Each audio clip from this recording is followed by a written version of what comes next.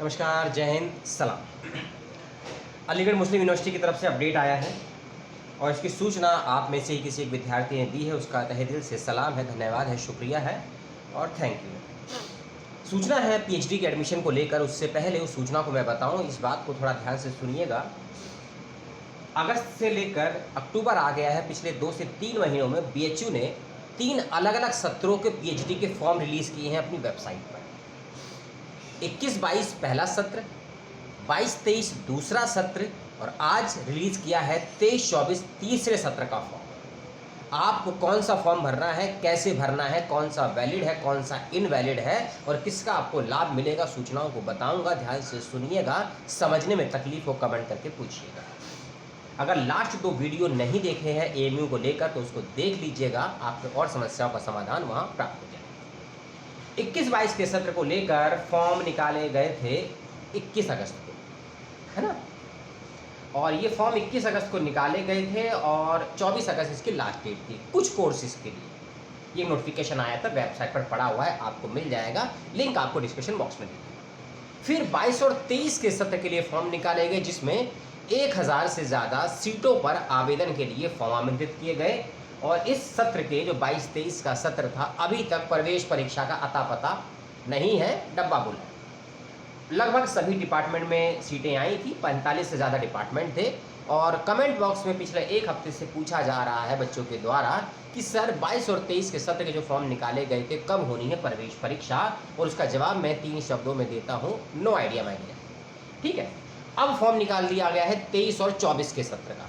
ठीक है, उसको बताऊंगा मैं आपको, और अभी सूचनाएं अधूरी हैं। 7 तारीख को फॉर्म भरना स्टार्ट हो जाएगा, 7 अक्टूबर को, 1 से 2 दिन में। ठीक है, लेकिन 22 और 23 के सत्र को ध्यान में रखिएगा कि उनको लेकर अभी परीक्षाएं नहीं हुई हैं। ठीक है, और अगर किसी डिपार्टमेंट ने चोरी चुपके से करा दी हो, उसकी जानकारी नहीं है, क्योंकि 21-22 के सत्र में कुछ डिपार्टमेंट ने चोरी से फॉर्म निकाले या गुप्त तरीके से फॉर्म निकाले, कुछ बच्चों को मालूम चला, कुछ को नहीं मालूम चला। हो सकता है विशेष बच्चों के लिए ही ये विशेष समय में विशेष विभाग ने विशेष सीटें निकाली हो एडमिशन देने के लिए, और हो सकता है उनका एडमिशन हो भी गया हो। आप में जो कहना है कहते रहिए। 22-23 के सत्र की परीक्षाएं को लेकर और रिजल्ट को लेकर, इंटरव्यू को लेकर कोई अपडेट नहीं है वेबसाइट पे। अब बात करने वाला हूं आपसे न्यू 23 और 24 के सत्र की। वीडियो के स्टार्टिंग 10 सेकंड में ही कहा था कि पिछले 2 से 3 महीने में अलीगढ़ मुस्लिम यूनिवर्सिटी ने 3 सत्र के पीएचडी के फॉर्म निकाले हैं, और तीसरे सत्र, अंतिम सत्र की बात मैं आपसे करने वाला हूं, 23 और 24 का सेशन। ठीक है, क्योंकि जब मैंने 21 और 22 के सत्र के फॉर्म का वीडियो बनाया था, मैं भी शौक में था कि 2023 में 2021 के सत्र के लिए एडमिशन फॉर्म क्यों निकाले हैं एएमयू ने, मेरे पल्ले से बाहर था। अब समझा उस पॉलिटिक्स को, क्योंकि जो न्यू रेजुलेशन आया है ना आपकी यूपी के ही बीएचयू में पीएचडी को लेकर, उसी के कुछ नॉर्म्स यहाँ भी लागू होंगे। खासकर नॉर्मलाइजेशन का नियम यहाँ पर भी लागू होगा। क्या नियम है, क्या कहता है, उसके लिए बीएचयू का एक ऑर्डिनेंस आया है, उसको पढ़ लीजिएगा। अपनी समझ और बुद्धि के अनुसार छोटा सा वीडियो बनाया है, उसको देख लीजिएगा, जो भी आपको ठीक लगे। अलीगढ़ मुस्लिम यूनिवर्सिटी का जो पीएचडी का नया फॉर्म आया है, इसको एप्लीकेशन फॉर्म को ऑनलाइन जो आपको भरेंगे, उसकी डेट है 7 अक्टूबर और डेडलाइन है फॉर्म को भरने की 31 अक्टूबर 2023।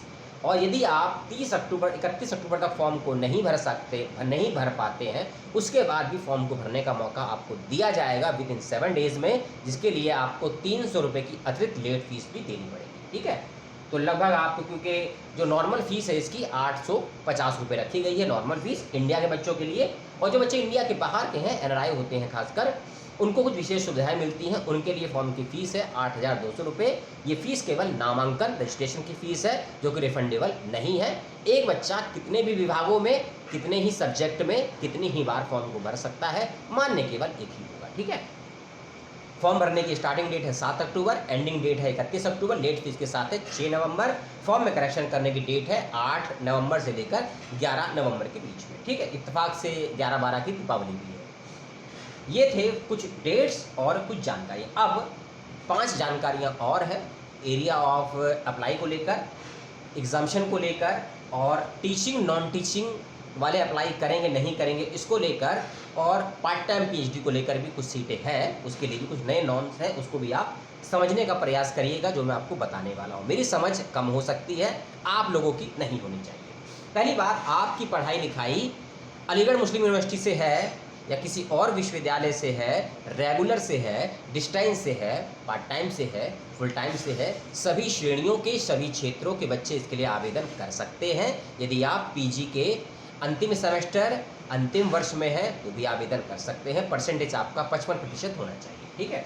55% से कम होने पर आप इसमें अप्लाई नहीं कर सकते हैं, इसका ध्यान रखिएगा। अब आपके मन में सवाल आएगा कि SC ST OBC non creamy layer EWS PWD वाले क्या 50 पे अप्लाई नहीं कर सकते हैं? कर सकते हैं और यूनिवर्सिटी में, लेकिन अलीगढ़ मुस्लिम यूनिवर्सिटी में कर पाएंगे नहीं कर पाएंगे, इसको लेकर अभी नोटिफिकेशन में जानकारी नहीं दी गई है। जब 7 से लेकर 9 अक्टूबर के बीच में प्रोस्पेक्टर आएगा वेबसाइट पर, उसमें अगर ये नॉर्म्स मेंशन होगा तो ही मैं इस बात को कह पाऊंगा अगले वीडियो में।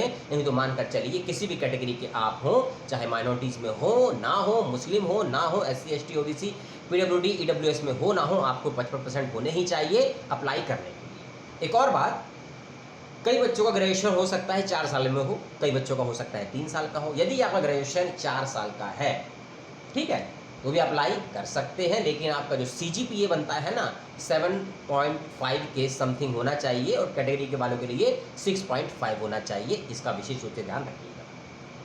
जो पार्ट टाइम की बात में करते हैं, ठीक है।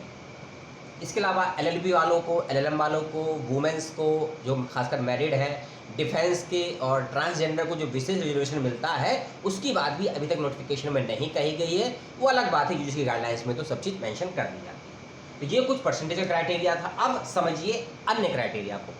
जो ऐसे बच्चे हैं जो MPhil कर रहे हैं या कर चुके हैं, वो भी आवेदन कर सकते हैं, लेकिन उनको कुछ विशेष लाभ नहीं मिलने वाला है, क्योंकि 3 से 5 नंबर आपको मिलेंगे और आपको एग्जाम्शन नहीं दिया जाएगा। इसका भी ध्यान रखिएगा। और आपके 55% नंबर यदि है MPhil में तो ही आप MPhil के बेस पर अप्लाई कर पाएंगे, नहीं तो आप PG के बेस पर अप्लाई करिएगा।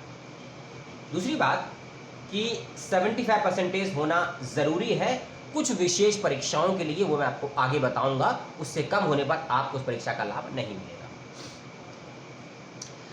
ऐसे विद्यार्थी जो अप्लाई करते वक्त कॉन्ट्रैक्ट पर यानी कि पार्ट टाइम में इसी विश्वविद्यालय में लिखा है दिस यूनिवर्सिटी, किसी ऑल में नहीं, केवल अलीगढ़ मुस्लिम यूनिवर्सिटी में ऐसे अभ्यर्थी हैं जो किसी पोस्ट पर कार्य कर रहे हैं, किसी विभाग में असिस्टेंट या गेस्ट फैकल्टी के रूप में है, कंसल्टेशन है, वो भी अप्लाई कर सकते हैं और उनको प्रवेश परीक्षा देने की ज़रूरत नहीं है। डायरेक्ट इंटरव्यू के लिए उनका एग्जामिनेशन कर दिया जाएगा, ठीक है। लेकिन ऐसे सभी आवेदनकर्ता केवल और केवल पार्ट टाइम PhD के लिए ही आवेदन कर सकते हैं, फुल टाइम के लिए आवेदन नहीं कर सकते। ऐसे आवेदनकर्ता जो स्कूल टीचिंग में या फिर नर्सिंग के क्षेत्र में कहीं परमानेंट जॉब पर हैं, इसी यूनिवर्सिटी में लिखा है दिस यूनिवर्सिटी और ऊपर से कम 5 साल के लिए जॉब पर होने चाहिए, उनके पास एक्सपीरियंस होना चाहिए, ऐसे कैंडिडेट भी अप्लाई कर सकते हैं अलीगढ़ मुस्लिम यूनिवर्सिटी में PhD के लिए, लेकिन पार्ट टाइम PhD में कर सकते हैं, फुल टाइम में नहीं कर सकते।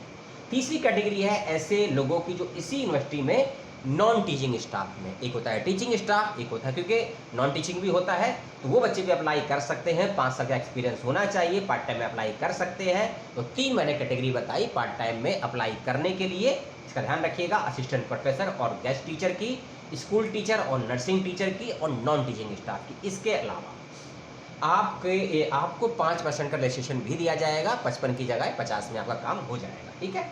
लेकिन आपके पास NOC लेटर होना चाहिए, एक्सपीरियंस सर्टिफिकेट का लेटर होना चाहिए और परमिशन जिस डिपार्टमेंट फैकल्टी में आप हैं उसके डीन की तरफ से भी होने चाहिए। ये 3-4 डॉक्यूमेंट आपके पास नहीं है तो आपको इंटरव्यू की लिस्ट से बाहर कर दिया जाएगा और इंटरव्यू देने जाएंगे उस दिन आपको डिस्क्वालीफाई 100% कर दिया जाएगा, दुआ सलाम के साथ। कुछ और क्राइटेरिया भी हैं, उसको भी समझ लीजिए। नोटिफिकेशन का पेज नंबर 1 ही है, 2 है, उसमें थोड़ा PhD का सिलेक्शन क्राइटेरिया दिया गया है। इंटरव्यू होगा, आपका एंट्रेंस होगा, सिनॉप्सिस वगैरह सब करना है।